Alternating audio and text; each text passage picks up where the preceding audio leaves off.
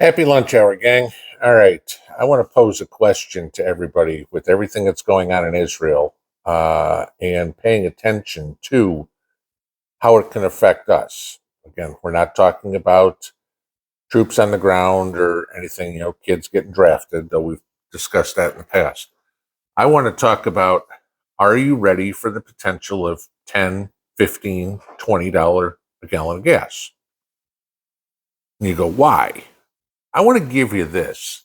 If anybody remembers back in 1973, the Yom Kippur War, okay, that was when Israel went to war basically from against Syria and Egypt.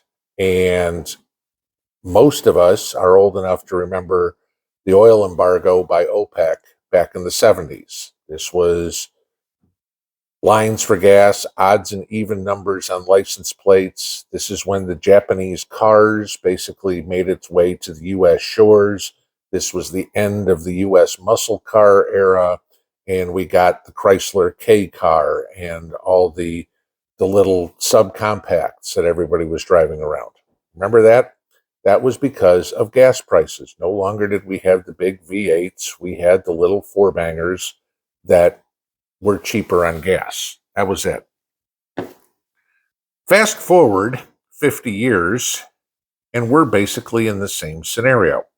Okay? We're all driving around in big SUVs, gas-guzzling cars. Oh my God, you get 24 miles to the gallon. Wonderful. That's like huge. And then you drive past this person who's in their little smart car. It looks like I could put one on each foot and go roller skating. The exact same scenario is happening. And I'll give you this. 1/6 of all the world's oil goes through the Straits of Hormuz. 1/3 of all the world's liquid natural gas goes through the Straits of Hormuz. Anybody want to guess who controls that? Iran. Okay. Which side is Iran on in the war? If this gets bigger, if Israel starts pounding the crap out of Gaza, Iran has already said they will strike back at Israel. If Iran strikes back at Israel, you can expect that the United States is going to start striking back at Iran. And I mean, it's a snowball effect, one on the next, and all of a sudden it's bigger. Mind you, this Fox News finally caught up about 3 days late after everybody else was talking about it, that the Gerald R. Ford is gone or is there, and the Dwight D. Eisenhower is now in the Med too. Okay, yeah. We're not sending 2 aircraft carrier groups because, hey, we want a front row seat to watch what's going on. So you look at how this could all affect everybody. Well, if OPEC decides to do another oil embargo like they did in the 1970s, yeah, you're going to see $10, $15, $20 a gallon gas.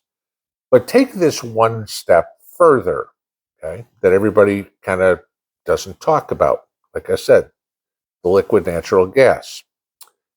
Remember the Nord Stream pipeline about a year ago, that none of the natural gas from Russia was getting into Europe, and Europe had an energy crisis. The people were getting cold, trying to burn whatever they can. Remember the pictures I showed you guys about Poles lining up to get coal, that the Germans were cutting down old forests, that sort of stuff. Guess what's coming, guys?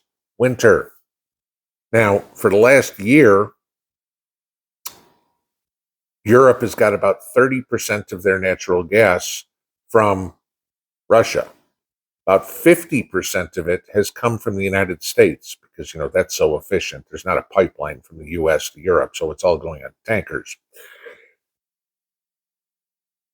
What happens when there isn't enough fuel in the winter to heat Europe, to heat the northeast of the United States? What if there is an oil embargo? This is where we're going with this. And of course, chances are you're going to hear all the lunatic liberals going, see, this is why we told you need to go to solar and wind power, right? You can heat your house with wind. Okay. And those of us on the other side, the ones that have a brain, will say, this is why we should have kept fracking for natural gas, why we should have kept Anwar open, why we should have been energy independent like we were 3 years ago under a competent president.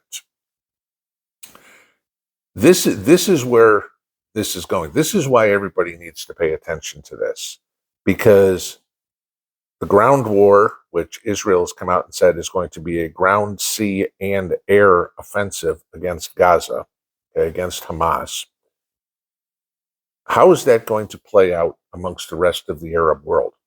Who controls most of the oil? Okay. Biden was talking the other day about rescinding sanctions on Venezuela so that we can get oil from them. Yeah, there's, because Venezuela is such a friend to the United States and such a stable country. Why is it that as a country we have to depend on everybody else? I mean, I'll put this on a small scale. Do you go to your neighbor's house every time you have a barbecue to get ketchup? Because that's what we're doing for oil. Oh, I have hot dogs tonight. For those of you who put ketchup on hot dogs. Okay. Got to go over to Bob's house, need some ketchup. It's hamburger night. Got to go over to Bob's house, need some ketchup. Having French fries for dinner tonight. Got to go over to Bob's house, need some ketchup. And then you kind of realize it's like, I grow tomatoes in my backyard. Why don't I just make my own freaking ketchup? Joe ain't that smart.